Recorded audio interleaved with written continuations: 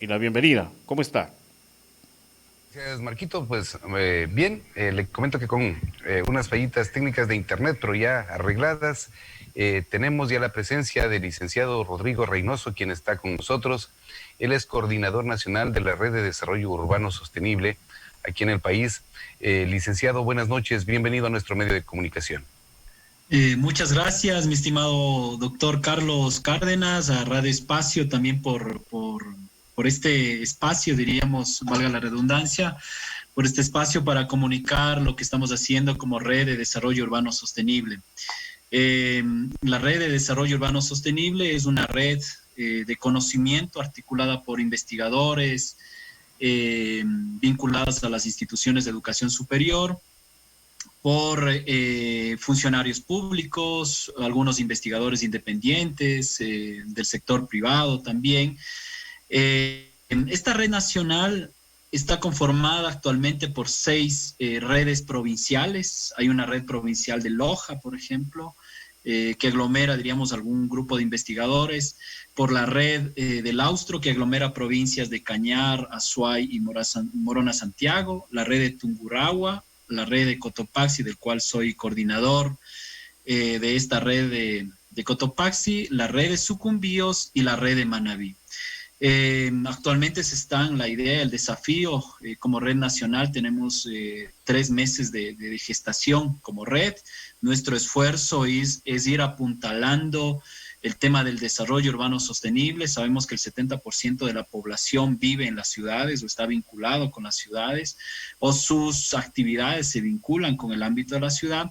Y en esto queremos un poco articular, no solo esta red de desarrollo urbano está conformado por arquitectos, sino está conformado por diversos investigadores de diversas áreas, porque pensamos que la propuesta del desarrollo en nuestras ciudades es algo que hay que irlo planificando, que hay que irlo construyendo, y en eso, en este 2020 se han generado a partir de la pandemia, bueno, en el marco de la pandemia creo que tiene mucho más sentido también esto, se han ido construyendo 2 instrumentos de política pública generadas por el Estado ecuatoriano con el apoyo de la Cooperación Técnica Alemana. Una de esas es la Agenda de Hábitat Sostenible 2036, la Agenda de Investigación Urbana, que de una u otra forma orienta los esfuerzos. Y como red, nuestro gran desafío es incidir en los territorios locales. Es decir, nuestra idea no es trabajar desde el ámbito central, más el ámbito central es apoyar a los territorios, porque cada territorio tiene sus problemáticas concretas y concisas. Perfecto, pues licenciado, dentro de esto, entendemos que el desarrollo urbano sostenible va a dar qué tipo de garantías o qué tipo de servicios a la ciudadanía como tal. ¿Cómo sería la accesibilidad que tendría el ciudadano común de nuestro país para beneficiarse de este proyecto que ustedes están haciendo, licenciado Rodrigo? Sí, perfectamente. El tema del desarrollo urbano sostenible implica un trabajo en 4 grandes ejes, lo dice la agenda, digamos, ¿no? Una es el trabajo en equidad, en procesos de inclusión social, de garantía de los derechos, ¿no? El segundo tema importante es en la sostenibilidad ambiental. El tercero tiene que ver con el tema de la productividad. Y el cuarto, con mecanismos de gobernanza. Entonces, estos 4 ejes, diríamos, se tienen que garantizar para que unas ciudades o unos espacios que consideremos ciudades vinculadas, diríamos, con el sector rural, garanticen los medios de vida de toda la población. Y creo que ahora la pandemia ha dejado de una u otra forma cada vez más claro este esfuerzo, ¿no? Los recursos son cada vez más escasos, recursos financieros, y creo que apuntala pensar de una forma mucho más eficaz, mucho más articulada entre instituciones de educación superior a través de estas redes de conocimiento, y eso es lo que buscamos ser nosotros, es esta red de conocimiento que aportar con insumos de información a la política pública, ¿no? Que esta política pública que lo toman los gobiernos locales tenga información para tomar esas decisiones, cuente con la participación ciudadana, incluyan las nuevas tecnologías. Yo creo que la pandemia ha dado un salto sustantivo para buscar estas oportunidades y conformar ciudades sostenibles y también ciudades resilientes con capacidad de adaptarse, de resistir a estas problemáticas y también de organizarse, ¿no? Perfecto, pues licenciado, dentro de esto, para que la ciudadanía nos entienda, ustedes buscan pues justamente que el desarrollo de las personas, como su nombre lo indica, dentro del desarrollo sostenible, y que sea permanente, que sea progresivo como tal. Justamente para llegar a este punto, ¿cuál es la accesibilidad? O sea, ¿cuál es la facilidad que tiene el ciudadano común y corriente para poder llegar a beneficiarse de este proyecto que ustedes están desarrollando? Bueno, el trabajo que estamos haciendo como red nacional es un trabajo vinculado con los sectores, con los territorios, y ahí un poco quisiera apuntalar y mostrar lo que estamos trabajando. No todos estamos trabajando en unas mismas temáticas, pero todos estamos vinculados con diferentes agendas, diríamos, ¿no? Por ejemplo, en la red de Cotopaxi estamos trabajando en temas de resiliencia, gestión de riesgos y adaptación al cambio climático, y hemos hecho nosotros tres estudios, tres trabajos, diríamos. El uno es la percepción sobre el riesgo en la Tacunga. El segundo es, se ha generado, diríamos, un documento, una agenda ciudadana donde han participado un sinnúmero de actores, empresa privada, cámaras de industriales, organizaciones sociales, academia, instituciones públicas, en formular una agenda ciudadana con iniciativas que fomenten el proceso de participación en las políticas públicas. Y un tercer documento que hemos trabajado y que van a ser en próximos días ser lanzado, es un inventario sobre el arbolado urbano, sobre la garantía de espacios verdes, ¿no? De infraestructura, diríamos, azul, la posibilidad de rescatar los ríos, las quebradas, para que sean espacios también de esparcimiento, pero también que puedan ser espacios de uso de la ciudadanía, ¿no? Y para esto implica un compromiso. Ahora, efectivamente, este es el gran reto. Hay que irlo primero con información, ir construyendo información, datos, cómo está, ir vinculando a los investigadores con problemáticas concretas, ir trabajando con los barrios, ir trabajando con el sector rural, ir trabajando con estas problemáticas para ir formulando iniciativas. No tenemos las recetas como red de Cotopaxi, no tenemos. Lo que tenemos es impulsar esta propuesta, se está trabajando de forma directa, diríamos, con el municipio. Pero hay otras redes, por ejemplo, en el tema de Sucumbío, se están trabajando en la articulación del ámbito rural, en la provisión de alimentos al ámbito urbano para garantizar la soberanía alimentaria, que en este caso ha sido imprescindible en el tema de la pandemia.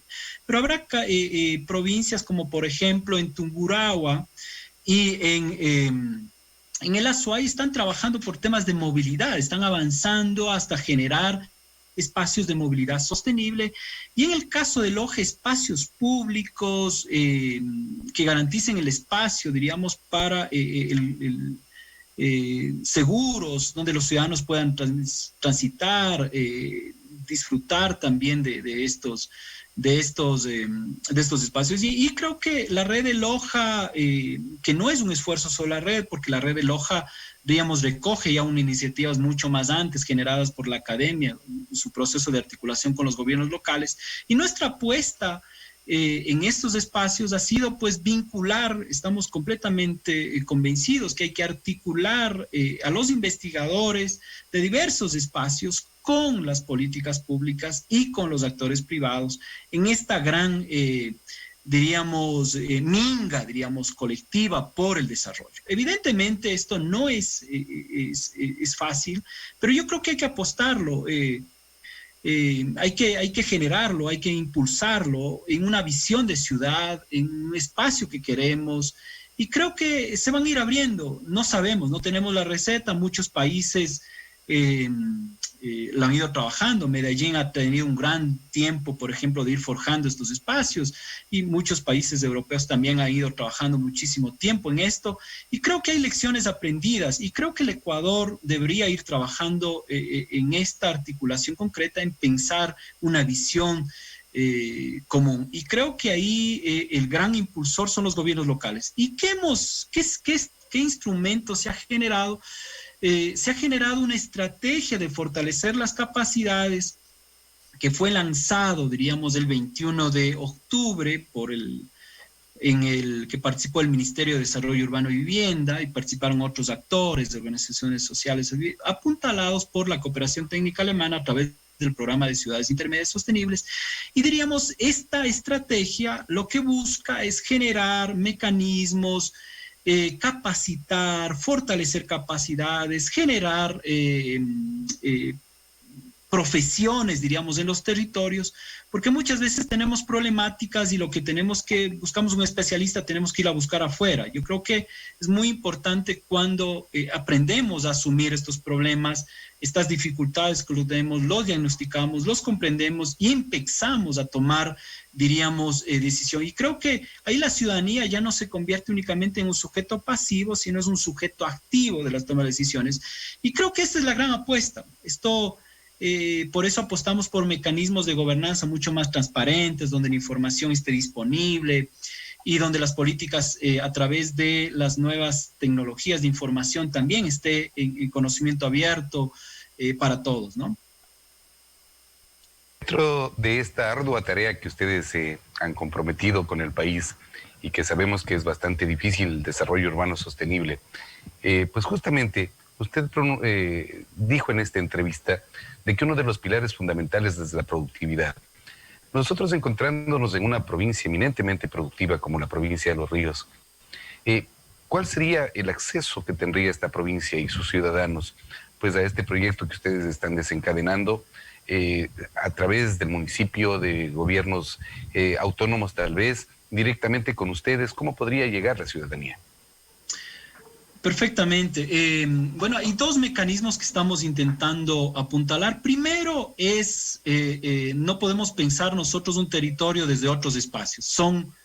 El primer esfuerzo que estamos haciendo es generando otras redes provinciales. Por ejemplo, estamos generando una red en Imbabura, en Pichincha, en Guayas, y podríamos también generar, diríamos, en Los Ríos. Estamos en una red en Manabí. Entonces yo creo que es ir apuntalando porque eso va a generar de una u otra forma un compromiso de la academia local por pensar los problemas locales. Yo creo que ese es el primer esfuerzo. Como red nacional estamos empeñados en lograr hacerlo. Lo ideal sería conseguir una red de desarrollo urbano sostenible por cada provincia para pensar estos problemas desde el territorio. Y la segunda es que justamente al brindar una plataforma colectiva nos permite conocer las experiencias de otros espacios. Por ejemplo, nosotros estamos aprendiendo mucho de Loja por los corredores verdes, por el sistema verde urbano que se ha consolidado, diríamos, en Loja a través de sus sectores. Y tal vez se está aprendiendo de otros espacios, ¿no? Y eso creo que nos permite ir visualizando experiencias, visualizando iniciativas y visualizando respuestas. Y creo que podríamos ir trabajando en ese sentido. Tercero, yo creo que apuntala a tener una gran plataforma, una escuela de desarrollo urbano sostenible y donde se pueden facilitar todos. Es decir, ciudadanía, porque esta estrategia de fortalecimiento de capacidades de esta escuela de desarrollo urbano sostenible que lo vamos a lanzar, está enfocada en los gobiernos locales, pero también está enfocada en los ciudadanos y también en la academia, porque pensamos que hay que fortalecer capacidades técnicas. Actualmente la red nacional está participando de un curso especializado con la Universidad de Rotterdam a través de su Instituto de Vivienda, y estamos participando en conceptualizar soluciones basadas en la naturaleza que permitan de una u otra forma fortalecer nuestras capacidades de nuestros académicos, ¿no? Entonces yo creo que es ahí ir generando estos mecanismos. Yo creo que es una apuesta, la red como tal es una apuesta por el proceso de cooperación y articulación. Esa es la mayor ventaja que tiene la red y ponemos a disposición de todas estas provincias que todavía no las han ido consiguiendo. Ahora, ¿por qué dirán que estas 6 provincias se generaron? Porque diríamos, la cooperación técnica alemana en convenio con el Estado ecuatoriano generó el programa de ciudades intermedias sostenibles que de una u otra forma aterriza los compromisos que el Ecuador asumió en el Acuerdo de París. Y se hicieron como 6 ciudades piloto, ¿no? Estas ciudades piloto es Puerto Viejo, Lago Agrio, Latacunga, Ambato, Cuenca y Loja. Entonces, a partir de ahí se fueron, diríamos, generando estos mecanismos y se lograron configurar estas redes, y la idea es ir generando, porque sabemos que en todas las provincias del Ecuador hay academia vinculada con el territorio y vinculados con estos temas. No es exclusivamente la red de desarrollo urbano sostenible de las facultades de arquitectura o de urbanismo, sino estas redes están enfocadas de diversos ámbitos, ¿no? Se pueden apuntalar desde las áreas técnicas, de las áreas ambientales, de las áreas de ciencias sociales, desde todos los espacios hay que irlos pensando. Desarrollo, porque no está enfocado el desarrollo únicamente en un crecimiento económico, ¿no? Sino estamos pensando en garantizar los recursos, los medios de vida para las poblaciones actuales y para las poblaciones futuras. Bien, licenciado, pues muy clara su intervención dentro de esto, y para poder que la ciudadanía nos entienda a qué se está dedicando, pues lo que usted está, y vuelvo a repetir que es una meta muy dura, muy fuerte, dentro de esto un desarrollo urbano sostenible. Entendemos que el desarrollo urbano tiene que ir estrechamente ligado de la mano con el desarrollo humano, y dentro de esto usted ha pronunciado la palabra resiliencia. Entonces, justamente para que la ciudadanía nos entienda, ¿cómo vinculan ustedes el desarrollo urbano con la resiliencia? Porque, por ejemplo, en nuestra ciudad, en Babahoyo, los cordones de miseria dentro del desarrollo urbano en ciudades más grandes como Guayaquil, justamente lo que se conoce acá como suburbios, esto ha generado pues no un desarrollo urbano que sea sostenible. ¿Cómo ustedes piensan cambiar esta situación? Bueno, hay dos caminos, diríamos, para ir apuntalando. No tenemos las respuestas, como lo digo, esto va a depender mucho de los territorios. Los ejemplos internacionales, los ejemplos de otras ciudades no nos dicen las recetas, nos dicen como que unos rasgos estructurales. Una de las primeras cosas, yo creo que hay que fortalecer las capacidades en los espacios para pensar estos temas. Primero. Segundo, va a ser imposible, diríamos, hablar de sostenibilidad ambiental si no hemos garantizado los derechos, no hemos garantizado el empleo, no hemos garantizado condiciones, servicios básicos, porque esos servicios básicos de estos cinturones, diríamos, de estas periferias, que en realidad se incrementan los diversos problemas, ¿no? No hay transporte público, es difícil el acceso, no pueden, entonces temas de inseguridad se incrementan, los niños no pueden acceder, diríamos, a un servicio educativo. Eso hay que irlo trabajando y eso tiene que ser responsabilidad de los gobiernos locales. Entonces, y eso hay que irlo reflexionando y ir apostando. Y creo que esto implica un compromiso de la academia también para ir problematizando estos temas. No podemos ser neutrales ante estos cinturones, diríamos, de miseria o estas problemáticas de la periferia. Segundo, no se puede pensar la ciudad solo por un espacio específico, por un lugar donde, diríamos, hemos garantizado todas las condiciones. No, hay que pensar la ciudad como una integralidad, y creo que es beneficiar a todos, porque eso nos va a garantizar mejores niveles de seguridad, mejores niveles de desarrollo, mayores niveles de productividad, mayor ordenamiento, diríamos, de los recursos, mayor aprovechamiento de los productos a través de redes logísticas de alimentos que se puedan proveer a nivel provincial o nacional. Esa sería, diríamos, la otra, el otro. Y finalmente yo sí apuesto concretamente a un proceso de ir planificando. Yo creo que hay que planificarlo el desarrollo. No podemos quedar en que esto es natural, el desarrollo, que así ha sido, así no, sino que el desarrollo se planifica y está lanzado por unos actores concretos y esos actores concretos lo tienen en sus manos la responsabilidad.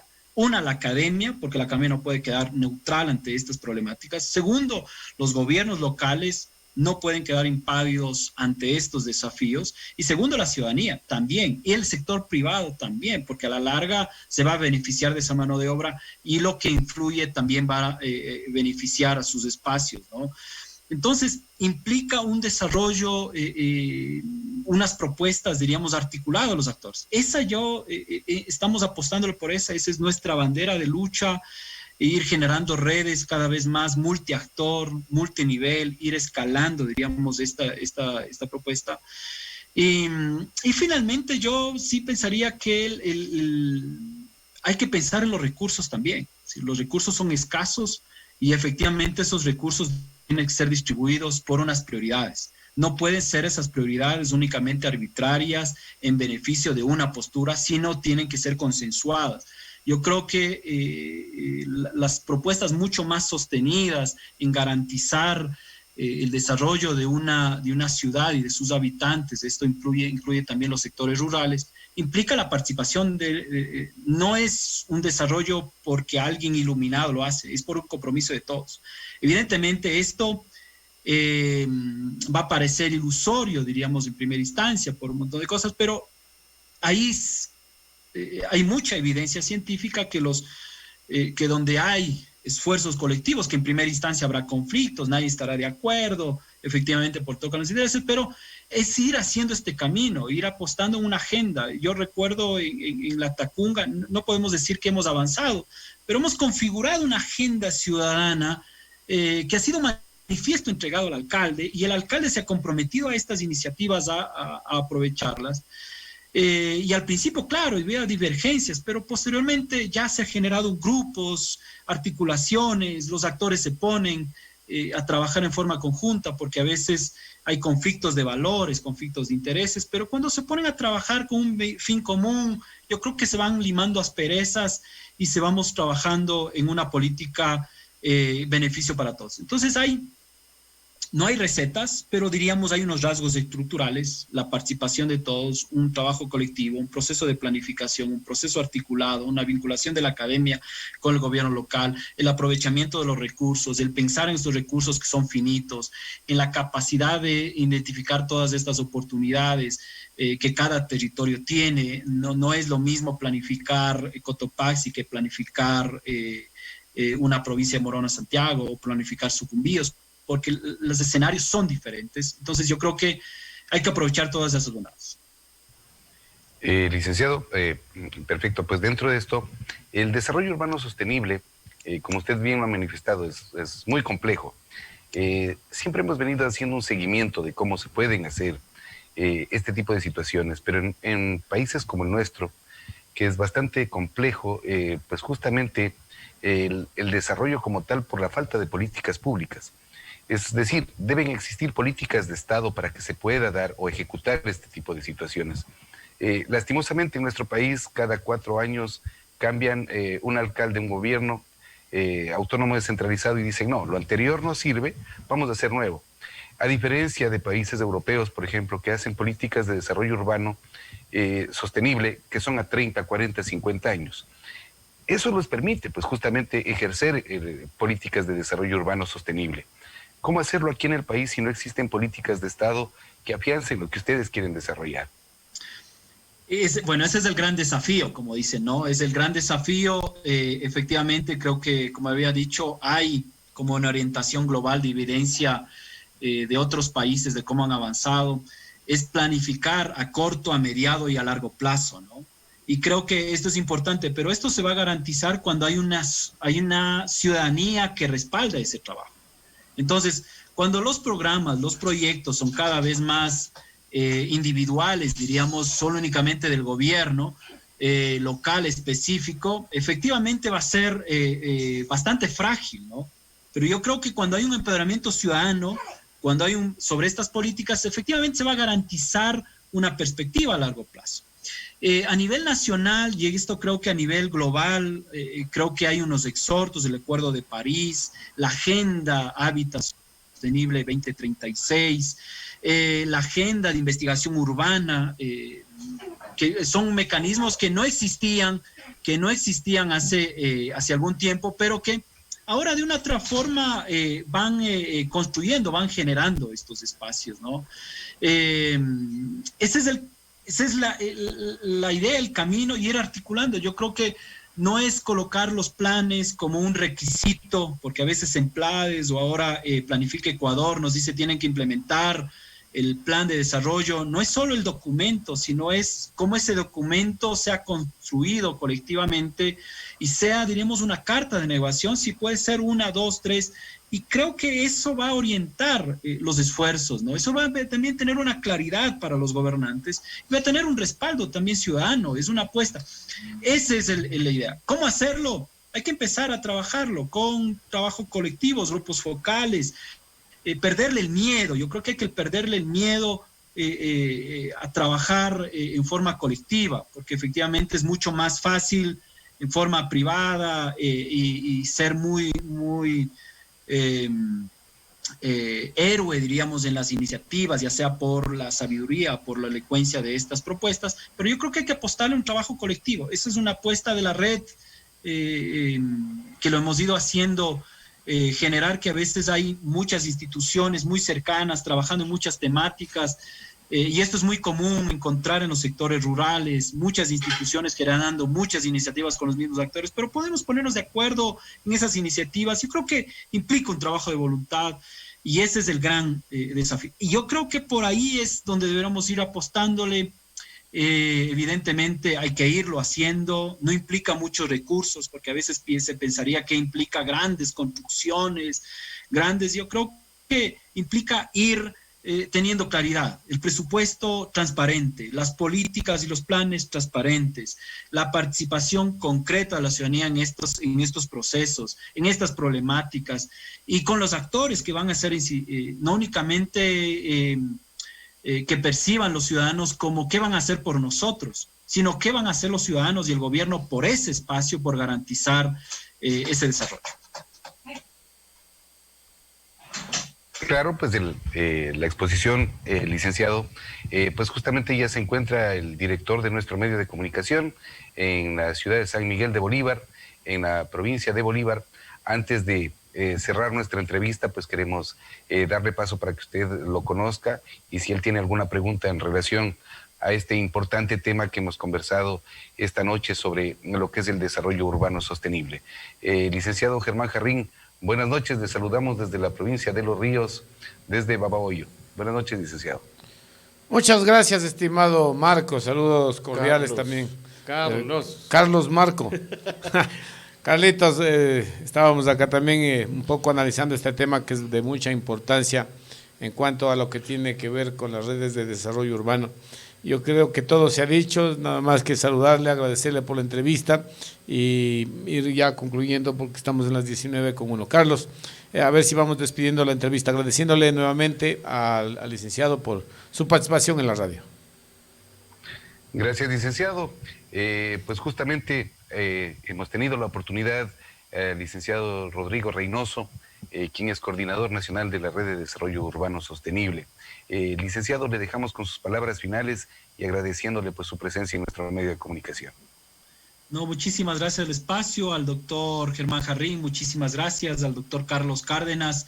Efectivamente, nuestro gran desafío como redes es ir generando este espacio de articulación entre actores de la academia, con actores del gobierno local y otros actores, efectivamente, y apostamos por ciudades más sostenibles, resilientes, seguras y saludables, ¿no? Muchísimas gracias a todos y todas. Gracias a usted. Continuamos pues